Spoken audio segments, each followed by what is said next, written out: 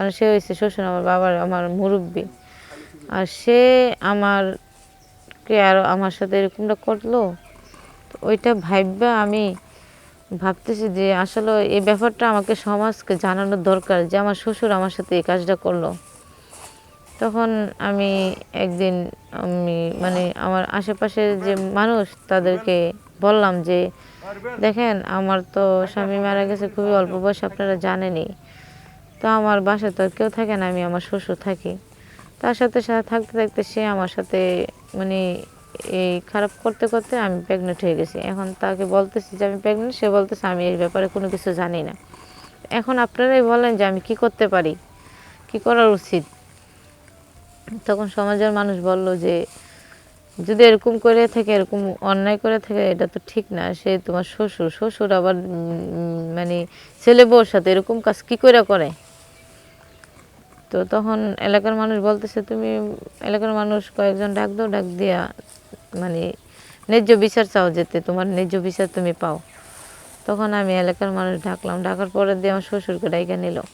নেওয়ার পরে জিজ্ঞেস করলো যে কি আপনি এরকম একটা মুরব্বী মানুষ, আপনি কি কাজটা করা ঠিক হয়েছে ছেলের বউর সাথে? যদি অন্যজনের সাথে করতেন তাহলে এটা মনের বুঝ দিতাম, আপন ছেলের বউর সাথে, ছেলের বউছে মেয়ের মতন, আপনার এই কাজটা কি করে করলেন, কি করে করতে পারলেন এই কাজটা? তখন আমার শ্বশুর নিচের দিকে তাকায় রইল, কিছু বলতেছে না।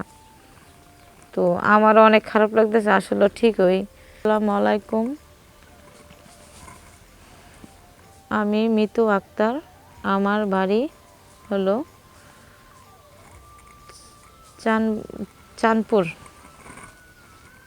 তো আপনাদের কাছে উপস্থিত একটা কথা বলার জন্য, যেটা আমার জীবনে ঘটছে। তো কথাটা হলো যে আমি খুবই অল্প বয়সে খুবই অল্প বয়স থাকতে আমার হাজব্যান্ড মারা গেছে। তো আমার শ্বশুর বাড়িতে কেউ নাই, আমি আর আমার শ্বশুর থাকি। তো আমার শ্বশুর কিন্তু আপনার অনেক বয়স, ঠিক আছে, অনেক বয়স করে। তো শ্বশুর আমি একই ছাদের তলে থাকি, এরকম থাকতে থাকতে অনেক দিন যাবৎ হয়ে গেল। তখন শ্বশুর আমাকে মানে মানে কোনো জোরে দেখে আর কি, যে শ্বশুর আমার সাথে কোনো কিছু করতে চায়। তো আসলে আমি বুঝতে পারি যে সে কীরকম করে তাকায়, আমাকে কীরকম করে চায়, কিন্তু বুঝতে পারলো আমি একবার খারাপ মাইন্ডে নিই আর একবার ভালো মাইন্ডে নিই। যাক, শ্বশুর তো বাবার সমান, হ্যাঁ এরকম হতে পারে না, সম্ভব না কোনোভাবে। এরকম করতে করতে দেখি না একদিন, দুই দিন, তিন দিন সে খুবই চায় আমাকে, খুবই পছন্দ করে আমাকে। তো এটা হচ্ছে তার স্বভাব, এটা পছন্দ না, অ্যাকচুয়ালি এটা হচ্ছে তার চরিত্রের সমস্যা। এরকম করতে করতে হঠাৎ করে একদিন, আমিও তো কম বয়সের মেয়ে, কী করবো বলেন, সবারই তো একটা শারীরিক চাহিদা থাকে। এরকম করতে করতে আমারও একদিন এরকম একটা ইচ্ছা ভাব হইলো। আমি তখন সেদের শ্বশুর আমি তো ভুলেই গেছি, তার সাথে জড়াই গেলাম আমি। তো এরকম করতে করতে প্রায় অনেক দিন হয়ে গেল, তার সাথে আবার এরকমভাবে চলতেছে। তো হঠাৎ করে মনে করেন এরকম তার সাথে করতে করতে হঠাৎ করে একদিন দেখলাম যে আমি প্রেগনেন্ট। আমি যে প্রেগনেন্ট, আমার বমি বমি হয়, আমি তো বুঝতে পারছি।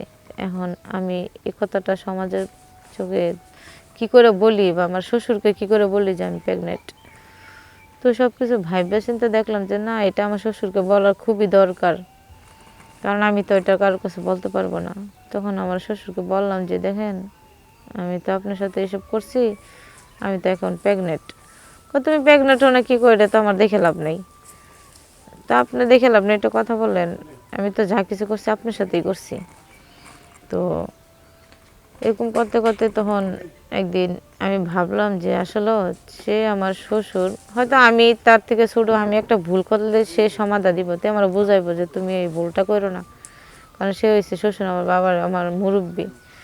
আর সে আমারকে আর আমার সাথে এরকমটা করলো, তো ওইটা ভাববা আমি ভাবতেছি যে আসলে এই ব্যাপারটা আমাকে সমাজকে জানানোর দরকার যে আমার শ্বশুর আমার সাথে এই কাজটা করলো।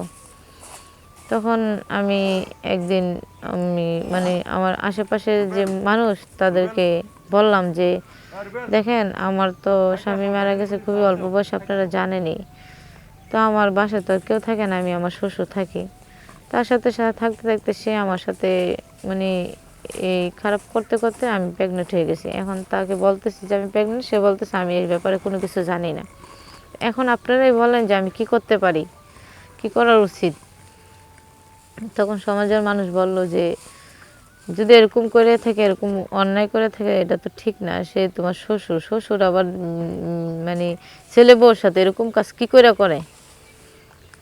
তো তখন এলাকার মানুষ বলতেছে তুমি এলাকার মানুষ কয়েকজন ডাক দাও, ডাক দিয়া মানে ন্যায্য বিচার চাও, যেতে তোমার ন্যায্য বিচার তুমি পাও।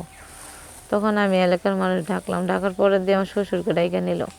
নেওয়ার পরে জিজ্ঞেস করলো যে কি আপনি এরকম একটা মুরব্বী মানুষ, আপনি কি কাজটা করা ঠিক হয়েছে ছেলের বউর সাথে? যদি অন্যজনের সাথে করতেন তাহলে এটা মনের বুঝ দিতাম, আপন ছেলের বউর সাথে, ছেলের বউছে মেয়ের মতন, আপনার এই কাজটা কি করে করলেন, কি করে করতে পারলেন এই কাজটা? তখন আমার শ্বশুর নিচের দিকে তাকায় রইল, কিছু বলতেছে না। তো আমারও অনেক খারাপ লাগতেছে, আসলে ঠিক হই এই কাজটা আমার শ্বশুরও ঠিক হয় না, আমারও ঠিক হয় না। কিন্তু আমি তো ছোটো মানুষ, আমার শ্বশুর, আমি একটা ভুল করলে আমার শ্বশুর বোঝাইবে, কিন্তু আমার শ্বশুর কী করে করলো এটা আমার সাথে? তো এলাকার মানুষ তাকে অনেক মন্দসারি বললো, অনেক লজ্জা দিছে। তো এ কি বলতে চায় যে মানুষ কতটা নিচে নামলে যে ছেলে বউর সাথে অপরকীয়া করতে পারে। আসলে মানুষের এখন মানুষের ভিতরে মানে কোনো ইনসাফ বিচার নাই, বুঝছেন? মানুষ এখন খায় পাতই মানে ইয়ে করে দেয়। তো এটা এলাকার মানুষ লাইক বলছি যে আমার ন্যায্য বিচার চাই, যে এরকমভাবে বিচার করবেন যাতে দ্বিতীয়বার আমার শ্বশুরের মতো ভুল যাতে কোনো শ্বশুরে না করে, ছেলে বউর দিকে যাতে খারাপ দৃষ্টিতে না তাকায়, তাদেরকে যাতে মেয়ের মতো দেখে। আপনি এরকমভাবে আমার বিচারটা করবেন। তো আপনাদের কাছে একটা অনুরোধ যে কোনো শ্বশুর যাতে কোনো মেয়ের মানে ছেলে বউর দিকে খারাপ দৃষ্টিতে না তাকায়, তাদের কাছে একটা অনুরোধ যে ভালো দৃষ্টিতে জেনে দেখে, মেয়ের মতো জেনে দেখে।